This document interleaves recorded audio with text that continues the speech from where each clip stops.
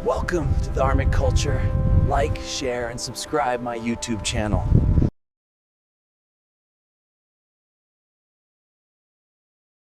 जुलाई 1911 का वो दिन जब इटली के रोम रेलवे स्टेशन पर सूरज की किरणें एक नई उम्मीद लेकर आई थी। लेकिन किसी को अंदाजा नहीं था कि वो किरणें शाम तक एक ऐसे अंधेरे में बदल जाएंगी जिसका कोई अंत नहीं है। ये कहानी महज एक ट्रेन के गायब होने की नहीं है, बल्कि ये कहानी है समय के उस क्रूर मजाक की जिसने 106 जिंदगियों को इतिहास के पन्नों से हमेशा के लिए मिटा दिया और पीछे छोड़ दिया।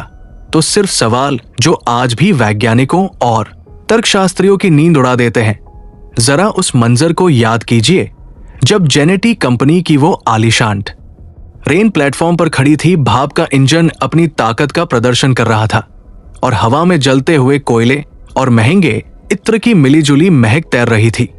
ये कोई आम सफर नहीं था, ये उस दौर का सबसे महंगा और वीआईपी टूर था जिसमें सवार होने वाले लोग सिर्फ यात्री नहीं थे, बल्कि वो इटली के रईस और रसूखदार लोग थे जो अपनी जिंदगी का जश्न मनाने निकले थे। ट्रेन में 3 डिब्बे थे और हर डिब्बा लग्जरी का एक नमूना था। मखमली सीटें, पॉलिश की हुई लकड़ी की दीवारें और हाथों में शैंपेन के गिलास लिए वो 106 मुसाफिर जो लोमबार्डी की पहाड़ियों को चीरते हुए एक नई दुनिया देखने जा रहे थे। ट्रेन जब स्टेशन से निकली तो लोगों ने तालियां बजाई, बच्चे खिड़कियों से हाथ हिला रहे थे और प्लेटफॉर्म पर खड़े उनके रिश्तेदार उन्हें खुशी खुशी विदा कर रहे थे। पर यह विदाई हमेशा के लिए हो जाएगी, ये खौफनाक सच उस वक्त भविष्य के गर्भ में छिपा था। ट्रेन अपनी रफ्तार पकड़ती गई, शहर पीछे छूट गए और पहाड़ करीब आने लगे।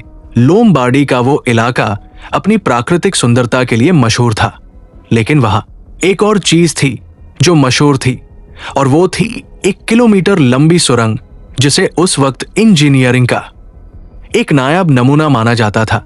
ये सुरंग पहाड़ के बीचों बीच बनाई गई थी और इसे पार करने में ट्रेन को बमुश्किल कुछ मिनट लगने चाहिए थे। लेकिन जब ट्रेन उस सुरंग के करीब पहुंची तो प्रकृति के नियम बदलने लगे और यहीं से शुरू होता है वो घटनाक्रम जिसे सुनने के बाद रूह कांप जाती है। ट्रेन में सवार लोगों को शायद कोई खतरा महसूस नहीं हुआ होगा, लेकिन ट्रेन के सबसे आगे इंजन में मौजूद ड्राइवर ने जरूर कुछ देखा होगा जो सामान्य नहीं था।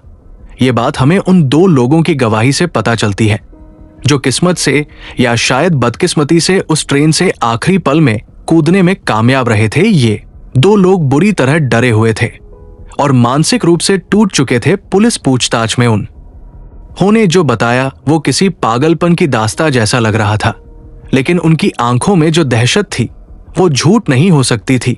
उन्होंने बताया कि जैसे ही ट्रेन सुरंग के मुहाने के पास पहुंची, मौसम एकदम बदल गया। आसमान साफ था, लेकिन सुरंग के मुंह से एक अजीब सा सफेद कोहरा बाहर निकल रहा था। ये कोहरा आम धुंध जैसा नहीं था, ये गाढ़ा था, चिपचिपा था और इसमें से एक अजीब सी गुनगुनाहट की आवाज आ रही थी, जैसे हजारों मधुमक्खियां एक साथ भिनभिना रही हो। उन्होंने बताया कि ट्रेन जैसे ही उस कोहरे के संपर्क में आई, ट्रेन की आवाज बदल गई, लोहे के पहियों की खड़खड़ाहट बंद हो गई और ऐसा लगा जैसे ट्रेन हवा में तैरने लगी हो। उन दोनों को एक बहुत ही तेज सिहरन महसूस हुई जिसे उन्होंने मैग्नेटिक वेव जैसा बताया। घबराहट के मारे वो दोनों ट्रेन के पायदान से नीचे कूद गए। जमीन पर गिरते ही उन्हें चोटें आईं, लेकिन उनकी नजरें सामने चल रही ट्रेन पर जमी थी।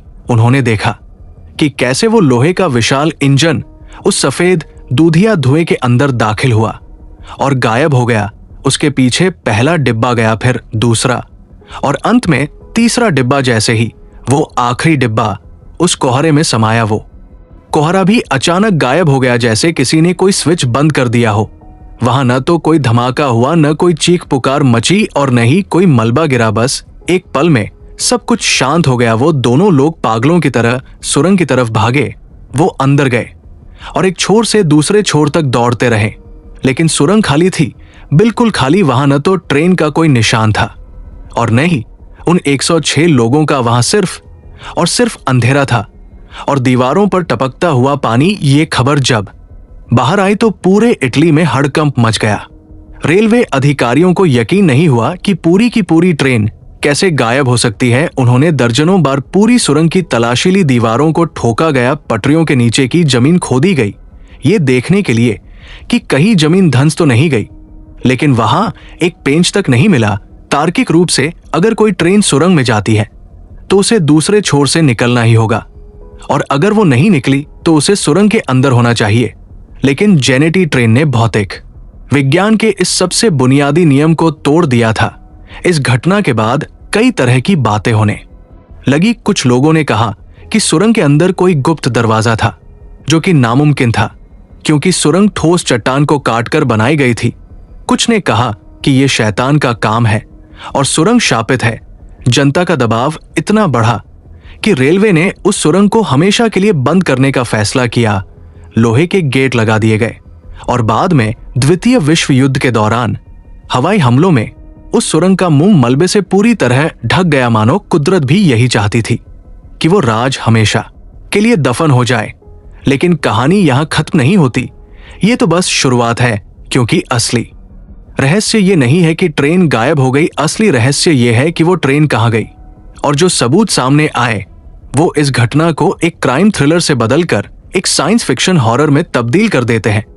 ट्रेन के गायब होने के कई सालों बाद 1926 में मेक्सिको के एक इतिहासकार को कुछ पुराने दस्तावेज मिले जो 1048 के थे। यानी ट्रेन के गायब होने से करीब 66 साल पहले के इन दस्तावेजों में मेक्सिको सिटी के एक पागल खाने के रिकॉर्ड्स थे, जिनमें एक बहुत ही अजीब घटना का जिक्र था। रिकॉर्ड्स के मुताबिक में एक दिन अचानक 104 लोग मेक्सिको सिटी की सड़कों पर भटकते हुए मिले थे। ये लोग पूरी तरह से कंफ्यूज थे और बदमाश थे। सबसे हैरानी की बात यह थी कि ये सभी इटालियन थे और वो इटालियन भाषा बोल रहे थे, जो मेक्सिको में उस वक्त कोई नहीं समझता था। उनके कपड़े बेहद अजीब थे। 1048 के फैशन के हिसाब से उनके कपड़े भविष्य के लग रहे थे, यानी 20वीं सदी के यूरोपियन कपड़े।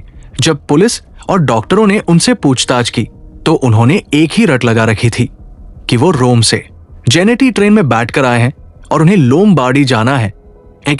में मेक्सिको के डॉक्टरों के लिए ये बात किसी